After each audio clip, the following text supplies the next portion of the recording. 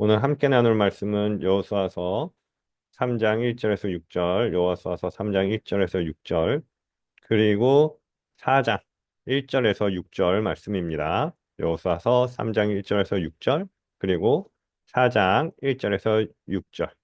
지난주에는 여호수아와 이스라엘의 가나안 정복기에서 준비 단계로 함께 나눴습니다. 하나님께서 불안과 두려움에 놓여 있는 여호수아에게 가장 먼저 주신 말씀은 강하고 담대하라입니다. 이유 없는 강하고 담대함이 아니라 하나님께서 함께 하시기 때문에 가질 수 있는 강하고 담대함에 대해서 말씀해 주셨습니다. 하나님께서 함께 하심을 알 때 강하고 담대할 수 있습니다. 우리가 하나님께서 함께 하심을 느끼기 위해서 그리고 경험하기 위해서는 하나님과의 시간, 하나님의 말씀을 읽고 생각하며 기도하는 시간이 중요합니다.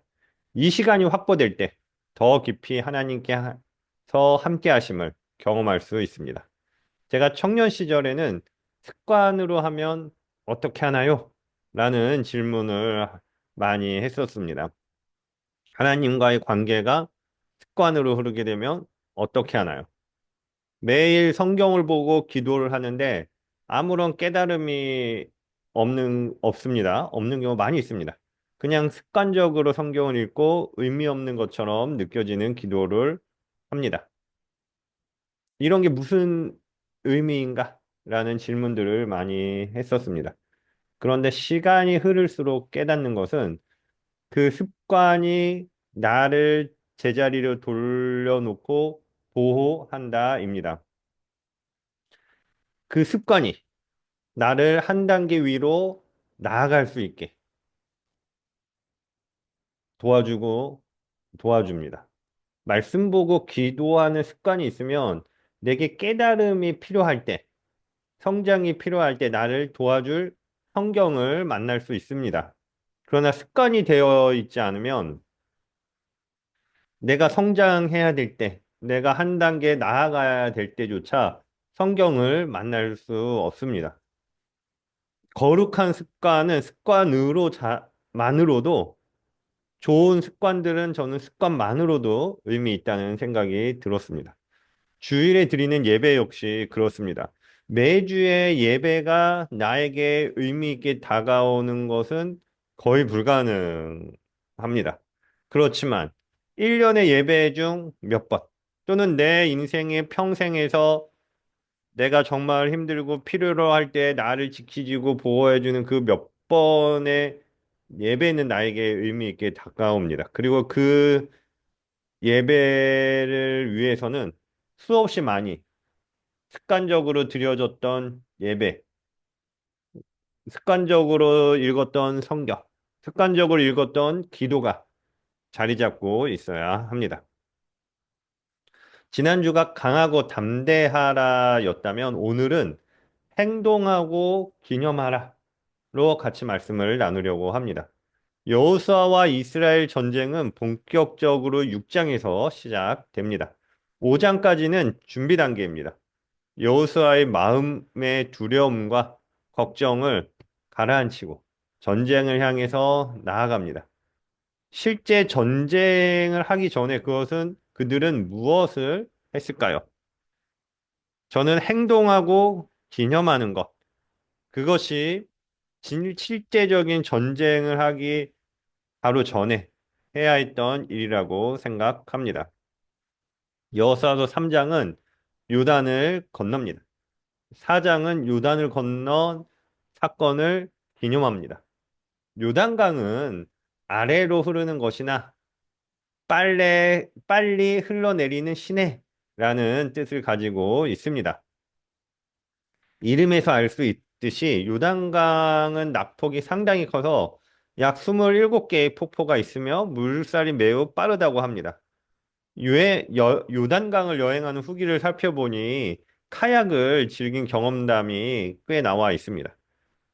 우리나라의 내린천이 래프팅하기에 적합한 장소라고 하는데 그런 그런 것처럼 래프팅하기에 좋은 장소로서, 장소로서 요단강이 있다고 합니다. 보통 비가 많이 오는 우기에는 강을 건너기가 상당히 어렵다고 합니다. 그리고 비가 안 오는 건기에는 깊이가 한 90cm 정도인 구간들도 더러더러 있는 강이라고 합니다. 오늘 본문을 보면은 요단강의 우기였던 것 같습니다. 특히 15절의 말씀에서 이를 확인할 수 있습니다. 여호수아서 3장 15절입니다. 여호수아서 3장 15절. 요단이 곡식 거두는 시기에는 항상 언덕에 넘치더라. 궤를 맨 자들이 요단에 이르며 궤를 맨 제사장들의 발이 물가에 잠기자 항상 언덕에 넘칠 정도로 비가 오면 우리 강들이 이렇게 넘쳐오는 것들을 볼 수 있습니다. 굉장히 무섭죠.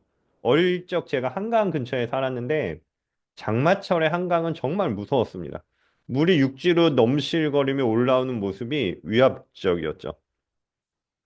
어린 시절에는 잘 몰라서 강가에서 놀았지만 지금이라면 절대 가지 않았을 것 같습니다. 그런 위험천만한 상황에서 아이들과 노약자, 가축과 물건들을 모두 이끌고 강을 건넌다는 것은 상당히 어려운 그리고 부담스러운 일입니다. 그런데 하나님께서는 제사장들에게 법궤를 메고 앞장서서 걸어가라 라고 하십니다. 넘실거리는 강 속으로 그것도 몸이 편하지 않고 제사장들이 법궤를 메고 법궤가 굉장히 무겁습니다. 그 4인 1조로 법궤를 물어 맸는데 상당히 어깨에다 메고 무겁게 지나갑니다. 만약 제가 제사장이었다면은 정말 공포스러웠을 것 같습니다. 유속이 빠른 강물 속으로 그것도 무거운 법궤를 메고 들어가야 한다니 짧은 시간이었겠지만 제사장들 또한 망설였을 것으로 생각합니다. 여호수아서 3장 8절 보도록 하겠습니다. 여호수아서 3장 8절입니다. 너는 언약궤를 맨 제사장들에게 명령하여 이르기를 너희가 요단 물가에 이르거든 요단에 들어서라 하라. 여호수아는 제사장들이 망설이지 않도록 강하게 강조했을 것입니다. 그리고 실제로 그들이 요단강 물에 발을 담그자 그 순간 기적이 일어났습니다. 3장 14절에서 17절. 여호수아서 3장 14절에서 17절. 백성이 요단을 건너려고 자기들의 장막을 떠날 때 제사장들은 언약궤를 메고 백성 앞에서 나아가니라. 요단이 곡식 거두는 시기에는 항상 언덕에 넘치더라.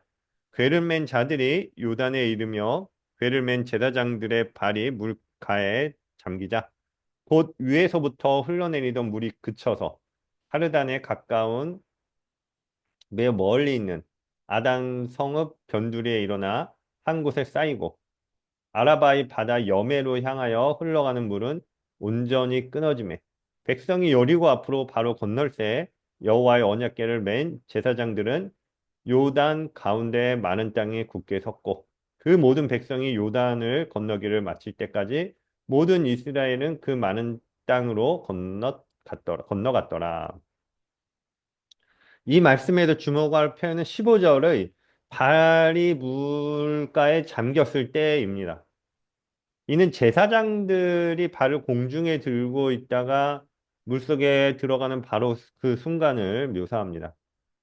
하나님의 기적이 시작된 시점은 바로 이 행동의 순간이었습니다. 하나님께서는 많은 약속을 주셨지만 그 약속들이 자연스럽게 이루어지는 경우는 아무것도 안 했는데 이루어지는 경우는 별로 없습니다. 대부분은 우리의 행동을 요구하십니다. 우리가 행동할 때 하나님의 약속이 성취되는 경우가 많습니다. 예를 들어서 너희 가정은 행복할 것이다 라는 약속을 하나님께서 주셨습니다. 그 전에 너희가 서로 사랑하라는 명령을 주셨고 그 명령을 실행해야 합니다. 사랑의 행동이 있을 때 갈등이 해소되고 가정이 행복해집니다. 성경에서도 이런 원리를 자주 발견할 수 있습니다. 행동했을 때 하나님의 약속이 이루어지는 것. 이것이 성경의 기본 메시지입니다. 그리고 나서 그것을 기념하는 일. 이건 역시 매우 중요합니다. 저는 왜 하나님께서 이렇게 자주 기념하라고 말씀하셨는지에 대해서 생각해 보았습니다. 아마도 단순히 사건 자체를 반복하는 것이 아니라 사건에 대한 기억을 반복하는 것이 중요하기 때문이라고 생각합니다. 사건은 지나가 버리지만 기억은 반복될 수 있습니다. 사건을 반복하려는 것은 발전을 가져오지 못하지만 기억을 반복하면 발전을 가져올 수 있습니다. 예를 들어 일제강점기를 겪고 하나님께서 기적으로 우리나라를 독립하게 하셨습니다. 6.25 전쟁을 겪고 하나님께서 기적적으로 우리나라를 구해 주셨고 우리는 번영했습니다. 이러한 사건과 기적을 반복할 필요는 없습니다. 개인이나 공동체 모두 다시 일제강점기를 겪고 6.25를 겪을 필요는 없습니다. 체험을 재생하려는 시도만큼 어리석은 일은 없다고 생각합니다. 하나님께서 원하시는 것은 사건을 반복하는 것이 아니라 그 사건에 대한 기억을 반복하는 것입니다. 그래서 그 사건을 넘어갈 수 있었던 그 사건에서 일하셨던 하나님을 기억하고 다음에 새로운 사건들이 있을 때 그 사건들을 극복해 나가는 것. 그것을 하나님께서 원하셨습니다. 출애굽 사건을 기억하고 기념하기 위해서 하나님은 유월절과 초막절을 말씀해 주셨습니다. 출애굽기 12장 40절에서 42절입니다. 출애굽기 12장 40절에서 42절, 출애굽기 12장 40절에서 42절.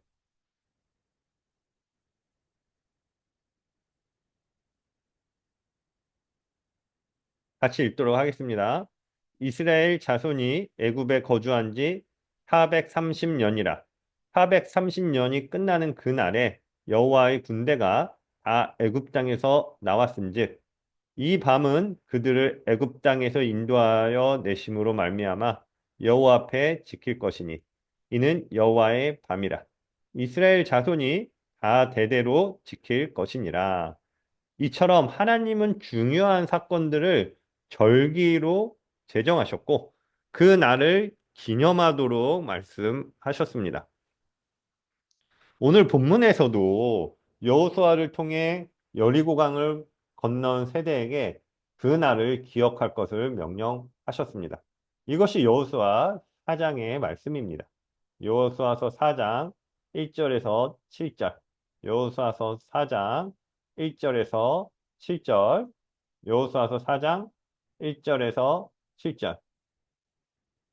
그 모든 백성이 요단을 건너가기를 마침에 여호와께서 여호수아에게 말씀하여 이르시되 백성의 각 지파에 한 사람씩 12사람을 택하고 그들에게 명령하여 이르기를 요단 가운데 제사장들의 발이 굳게 선 그곳에서 돌 12를 택하여 그것을 가져다가 오늘 밤 너희가 유숙할 그곳에 두게 하라 하시니라. 여호수아가 이스라엘 자손 중에서 각 지파에 한 사람씩 준비한 그 12사람을 불러 그들에게 이르되 요단 가운데로 들어가 너희 하나님 여호와의 궤 앞으로 가서 이스라엘 자손들의 지파 수대로 각기 돌 한 개씩 가져다가 어깨에 매라. 이것이 너희 중에 표징이 되리라. 후일에 너희의 자손들이 물어 이르되 이 돌들은 무슨 뜻이냐 하거든 그들에게 이르기를 요단물이 여호와의 언약궤 앞에서 끊어졌나니 곧 언약궤가 요단을 건널 때 요단물이 끊어졌으므로 이 돌들이 이스라엘 자손에게 영원히 기념이 되리라 하라 하니라. 하나님께서는 이 사건을 통해 이스라엘의 후손들이 그날의 기적을 기억하기를 바라셨습니다. 결국 오늘 본문에서 우리가 주목해야 할 것은 두 가지입니다. 먼저, 제사장들이 요단강에 발을 내디뎠을 때 기적이 일어났대. 우리가 직접 행동할 때 하나님의 약속이 현실로 이루어진다는 사실입니다. 둘째, 그 놀라운 은혜의 사건을 기념하는 일입니다. 12돌을 세워 후손들에게까지 그날의 기적을 기억하게 한 것처럼 하나님의 은혜를 되새기고 되풀이해 기억하는 태도가 우리의 믿음을 한층 더 단단하게 세웁니다. 행동이 없으면 약속이 현실화되지 않고 기념하지 않으면 그 은혜가 쉽게 잊혀집니다. 오늘 우리의 삶 가운데에서도 요단강을 건너는 순간이 있을 것입니다. 그때 주저하지 말고 믿음으로 발을 내디딜 수 있었으면 좋겠습니다. 그리고 하나님께서 주신 은혜와 승리를 잊지 않도록 기록하고 기억하기를 기대합니다. 이 두 가지가 함께할 때 우리의 신앙은 계속 성장하고 하나님께서 허락하신 가나안 땅을 자신의 것으로 만들 수 있을 것입니다. 오늘 말씀은 여기까지 함께 하도록 하겠습니다.